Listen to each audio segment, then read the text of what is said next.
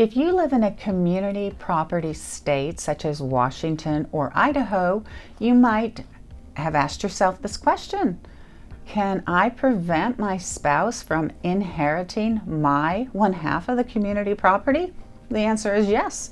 It is your property. It's your half. You own it. So under the terms of your will, you can say my community property goes to my kids, for example. And you might be surprised that we see this every now and then. More often than not, folks want their community property to go to their spouse. You and your spouse may own your house together.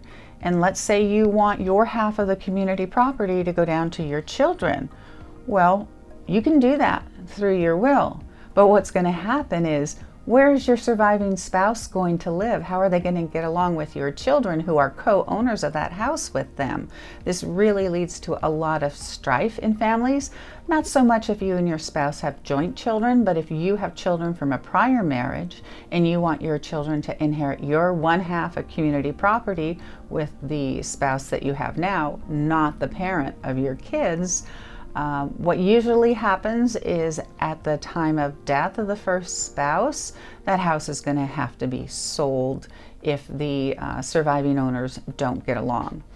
Nonetheless, aside from the practicalities of how it will actually work, I want you to know that if you want your community property, your one half of the community property, to go to someone other than your spouse, you can do so. But make sure you have a good will in place and that the estate planning lawyer explains to you the practical effects of doing so.